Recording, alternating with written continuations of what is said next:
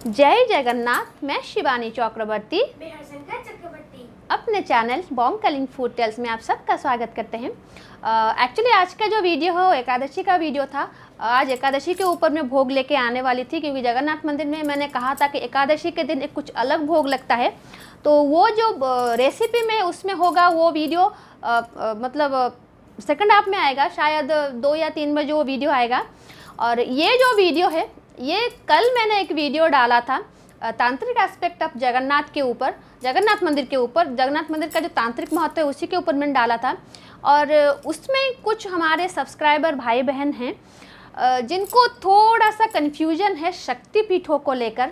और मुझे लगता है उन्हें नहीं, बहुत सारे लोगों को शायद इस चीज़ को लेकर शक्तिपीठों के बारे में उनको मतलब इससे कन्फ्यूजन होते हैं, क्योंकि जिनके घर में शक्ति आराधना होती है उन वो लोग तो इस चीज़ को लेकर क्लियर होते हैं, क्योंकि हम खुद शाक्त हैं, हमारे घर में शक्ति उपासना होती है, तो हमें इस चीज़ का फ़र्क मालूम है।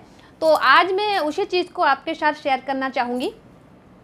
तो जब हम शक्तिपीठों की बात करते हैं तो हमारे दिमाग में 51 शक्तिपीठ आते हैं, जहाँ पर देवी सती का शरीर का अंग गिरा था। तो लोग उसी को ही शक्तिपीठ कहते हैं और वो शक्तिपीठ ही हैं। लेकिन और भी बहुत जगह होती हैं जहाँ पर देवी सती के शरीर के अंग नहीं गिरे थे, लेकिन उसको भी शक्तिपीठ कहा जाता है।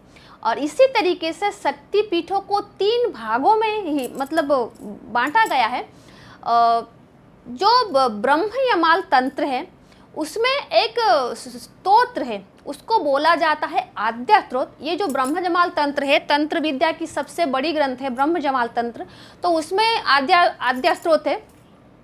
और बेसिकली ये जो सवाल था उनका, जो हमारे सब्सक्राइबर थे, वो देवी बिमला मंदिर को लेकर था कि बिमला मंदिर उस तंत्र पीठ में, ये उस शक्तिपीठ में आता है कि नहीं जहाँ पर माँ का जो माता सती का कोई अंग गिरा था कि नहीं।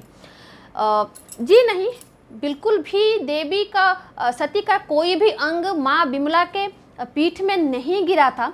और जैसा मैंने कहा कि ब्रह्म जमाल जो है वो तंत्र का सबसे बड़ा ग्रंथ है, उसमें एक स्तोत्र है आद्या स्त्रोत, और हमारे घर में वो रोज़ सुना जाता है। हमारे जो ससुर जी हैं उसको रोज़ सुनते हैं, और जो भी शक्ति उपासना करते हैं उनको आद्या स्त्रोत के बारे में मालूम होती है।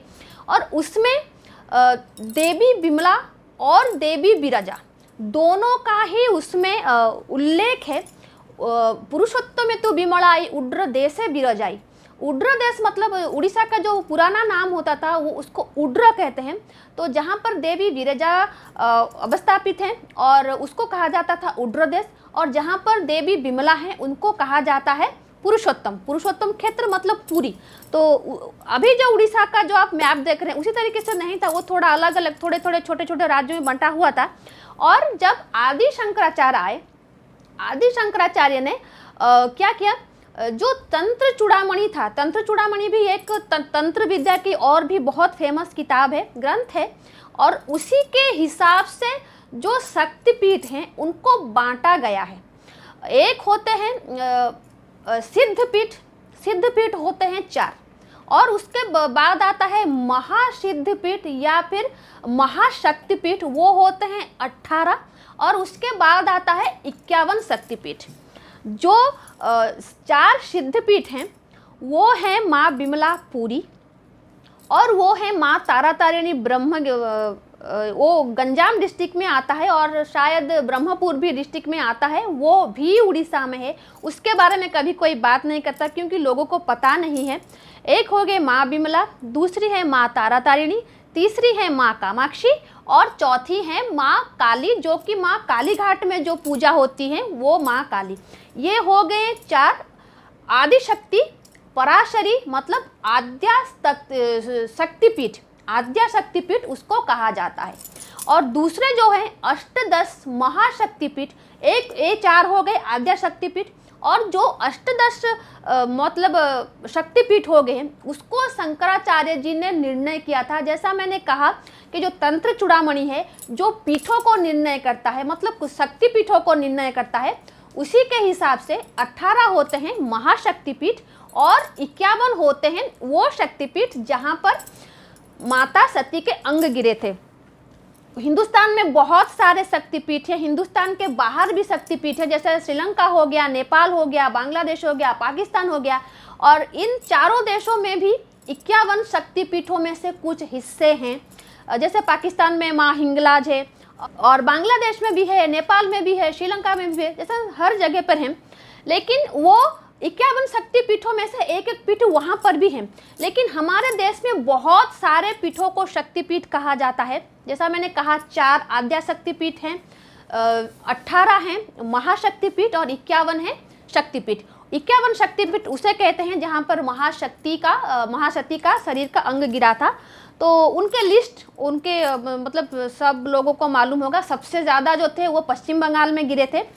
और जो सवाल है माँ बिमला को लेकर, देखिए बिमला है आदि शक्ति, वो शक्तिपीठ है जहाँ पर आप माँ दुर्गा या फिर आदि शक्ति की पूजा होती है, वो शक्तिपीठ ही होता है। और सबसे बड़ी बात वो होता है सिद्धपीठ। जिन चारों नाम मैंने लिया, ये चारों के चारों सिद्धपीठ हैं। और यहाँ पर जो आदि शक्ति होती है ना, सारे शक्ति का जो केंद्रीभूत पुंज होता है, वहाँ पर उनका निवास होता है। वो अवतार और अवतारी में जो फर्क होता है, वो अवतारी होते हैं। आदि शक्ति से सब निकल के आए हैं। जो सती हैं वो आदि शक्ति पराशरी का हिस्सा हैं, उनसे निकल कर आई थी। तो इसी तरीके से देखा जाए तो आदि शक्ति जो है वो सुप्रीम है। तो देवी बिमला जो है वो सुप्रीम पावर है।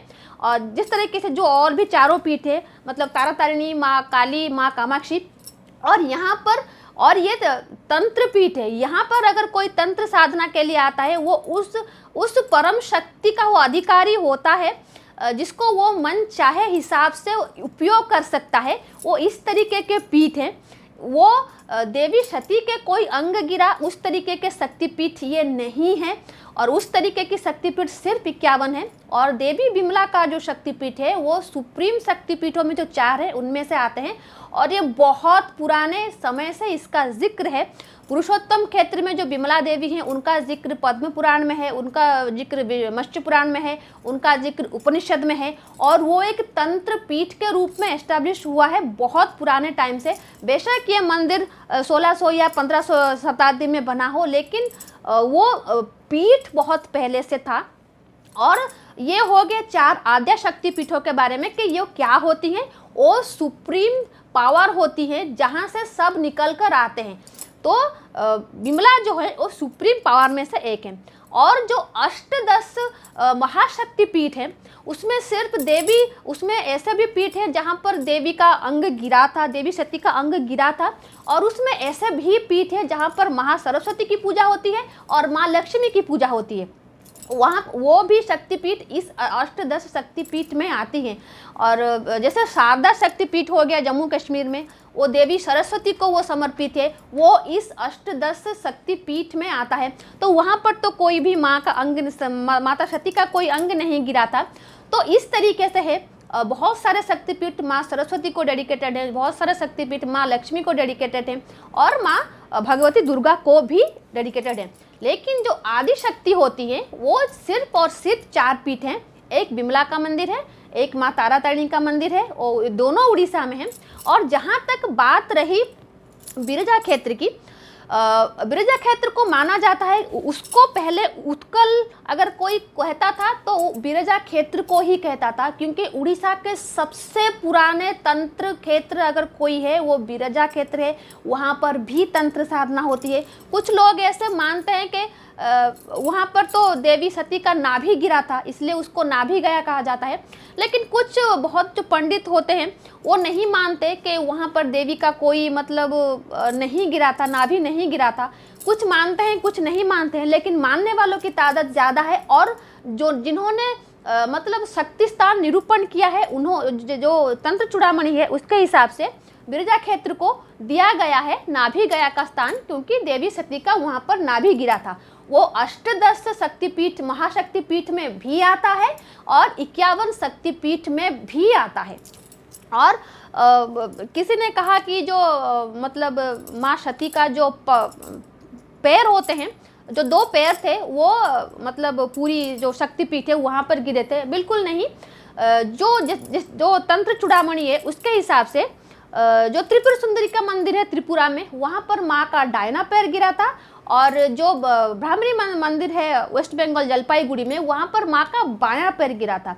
क्योंकि वहाँ पर तंत्र चूड़ामणि के हिसाब से सब कुछ चलता है, तो यहाँ पर पैर का पुरुषोत्तम क्षेत्र में गिरना तो इम्पॉसिबल है। जैसा मैंने कहा कि सिर्फ माँ सती का अंग गिरने से वो नहीं हो जाता शक्तिपीठ, लेकिन जो दूसरे मंदिर बहुत पुराने समय से हमारे यहाँ पर तंत्र साधना या फिर शक्ति उपासना के लिए उपयोग होता है, वो आदिशक्ति या फिर महाशक्ति के रूप में पूजा की जाती है, वो भी शक्तिपीठ होता है।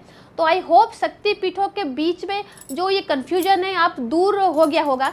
और मुझे एक कमेंट आया था कि जो दक्षिणेश्वर काली माँ का मंदिर है वहाँ पर जीवा गिरा था। जी नहीं, सती माँ का जीवा जहाँ गिरा था वो हिमाचल में है, वो ज्वालामुखी का मंदिर है, वहाँ पर जीवा गिरा था माँ सती का। और जो दक्षिणेश्वर काली मंदिर है वहाँ पर माँ सती के दाहिने पैर के कुछ उंगलियाँ गिरी थी, वो भी 51 शक्तिपीठों में से एक है और आदि शक्तिपीठ भी है। जैसा मैंने कहा कुछ पीठ ऐसे होते हैं जहाँ पर आदिशक्ति पराशरी का स्वरूप होता है और वो सुप्रीम पावर वो होता है वहाँ पर। तो बहुत सारे लोग उस जगह को चुनते हैं, क्योंकि जो बहुत दक्ष तांत्रिक होते हैं वो उसी जगह को चुनते हैं जहाँ पर सुप्रीम पावर होता है। तो आई होप मैं शायद आपको समझाने में कामयाब हुई हूँ। जैसा मैंने कहा कि हमारे घर में सुनी जाती है आद्या स्तोत्र। आद्या स्तोत्र में उस 18 महाशक्ति के बारे में, महाशक्तिपीठ के बारे में वो जानकारी है जिसको कि आदि शंकराचार्य ने लिखा था, उन्होंने लिखा था इसको। और ये अगर आप सुनेंगे, अगर आप बोलेंगे तो मैं इसको दे दूंगी, कभी यूट्यूब में आपको दे दूंगी, क्योंकि हमारे घर में तो रोज़ सुना जाता है। कुबजी का तंत्र हो गया, तंत्र चूड़ामणि हो गया, ब्रह्म जमाल हो गया, या फिर आदि शंकराचार्य ने जो अष्टादश शक्तिपीठों, शक्ति के ऊपर जो स्तोत्र लिखा था और जो आद्या स्तोत्र है, उसमें भी देवी विमला को आदिशक्ति के रूप में बताया गया है। और जो देवी बिरजा हैं उनको कहीं कहीं देवी गिरिजा के रूप में भी मतलब बोला गया है, बताया गया है। और जैसा मैंने कहा कि जो शक्तिपीठ होते हैं, वो देवी शक्ति जो समर्पित होते हैं वो 51 होते हैं। और जो सिद्धपीठ होते हैं, सिद्धपीठों में लोग बड़े मात्रा में तंत्र साधना के लिए आते हैं। आप कामाक्षी मंदिर में गए होंगे तो आपने देखा होगा कि वहाँ पर तांत्रिकों की कैसे भरमार होती है, क्योंकि वो सिद्धपीठ है, वो 51 शक्तिपीठ में से भी एक है और वो सिद्धपीठ भी है। और वहाँ पर देवी जो आदिशक्ति हैं वहाँ पर उनका वास होता है। तो वो 4 जगह हैं, और मतलब जो तंत्र चूड़ामणि है उसके हिसाब से चारों जगह को दिखाया गया। और ये बहुत पुराना ग्रंथ है तंत्र चूड़ामणि। और जैसा मैंने कहा कि हम शक्ति के उपासक हैं, हम शाक्त हैं, और इस चीज़ का थोड़ा ज़्यादा जानकारी हम लोगों को है इस बारे में। तो आई होप ये वीडियो आपको अच्छा लगा होगा, थोड़ी सी कन्फ्यूजन आपकी दूर हुई होगी। तो खैर आज के लिए इतना ही, रहते हैं। जय जगन्नाथ, जय माँ काली।